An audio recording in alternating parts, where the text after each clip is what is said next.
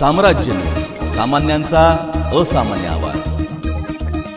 जुन्या पेन्शनच्या मागणीसाठी 18 मार्च रोजी सोलापूरमध्ये भव्य मोर्चा काढणार असल्याचे आमदार प्रणिती शिंदे यांनी सांगितले आहे। महाराष्ट्रातील सर्व कर्मचाऱ्यांना जुनी पेन्शन योजना लागू व्हावी यासाठी आज सोलापूर शहर आणि जिल्ह्यातील सर्व विभागातील जवळपास 70 शिक्षक, शिक्षकेतर कर्मचारी संघटनांच्या पदाधिकाऱ्यांची महत्त्वाची बैठक सोलापुरातील शासकीय विश्रामगृह 7 रस्ता येथे पार पडली। बैठकीच्या अध्यक्षस्थानी शहर मध्यच्या आमदार प्रणिती शिंदे या होत्या, तर शहराध्यक्ष चेतन नरोटे उपस्थित होते। बैठकीच्या सुरुवातीला संघटना प्रतिनिधी म्हणून श्रावण बिराजदार, रमेश चौगुले, महेश सरवदे, सूर्यकांत डोगे, रवी नष्टे, विजय भांगे, रुथ कलबंडी, बाळकृष्ण पुतळे, सुजित काटमोरे, रवींद्र जेटकी, अविनाश गोडसे, धनंजय गायकवाड, आरती माढेकर, रिजवान शेख यांनी भूमिका मांडली। बैठकीच्या अध्यक्षस्थानावरून बोलताना आमदार सन्माननीय प्रणिती शिंदे म्हणाल्या, जुनी पेन्शन योजना पुन्हा लागू करा, यासाठी विधानसभा आणि रस्त्यावरच्या लढाईत दोन्हीकडे मी तुमच्या सोबत आहे।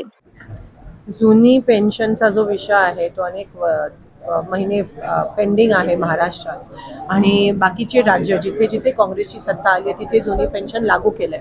पण महाराष्ट्रामध्ये असं बोललं जातं की बोजा होईल बजेटवर, पण एवढ्या सगळ्या योजना केल्या तर ह्याचा फारसा बोजा येणार नाही। हे जे सगळे कर्मचारी आहेत तो महाराष्ट्राचा कणा आहे। जर महाराष्ट्राचा जे कर्मचारी एवढे दुखावले गेले तर त्यांना जर रस्त्यावर उतरावं लागतंय तर कुठेतरी सरकारच्या वतीने खूप मोठी घोडचूक होते आणि अशा काळात अशा वेळेत आम्ही त्यांच्या सोबत आहोत, त्यांच्या कुटुंबासोबत आहोत आणि म्हणूनच येणाऱ्या 18 तारखेला आपण सोलापुरात एक मोठा मोर्चा त्या ठिकाणी आयोजित केला आहे। सकाळी 10 वाजता तो मोर्चा आहे, 4 हुतात्म्यापासून सुरू होणार आहे।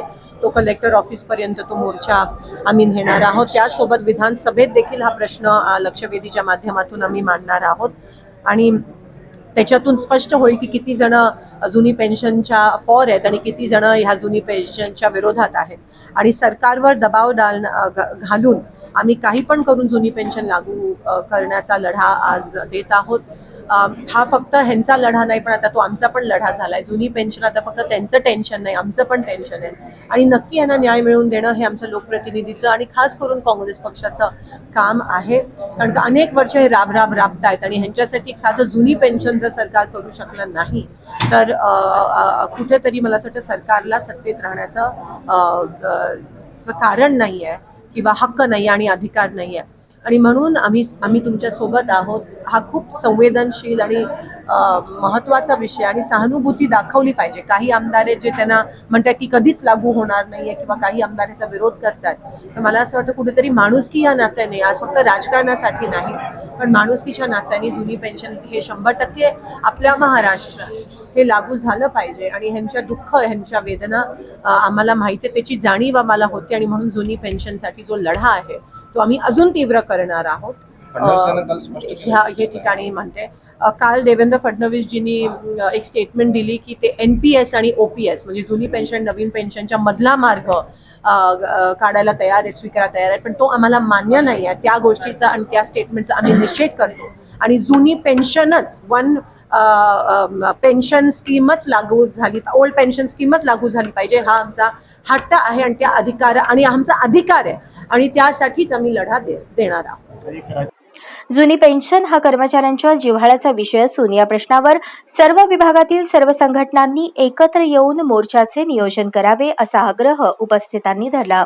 14 मार्चच्या संपात सर्व विभागातील अधिकारी कर्मचारी 100% सहभागी होतील अशी ग्वाही विविध विभाग प्रमुखांनी दिली। कर्मचाऱ्यांच्या कोणत्याही अडचणीत आम्ही खंबीरपणे उभे राहू।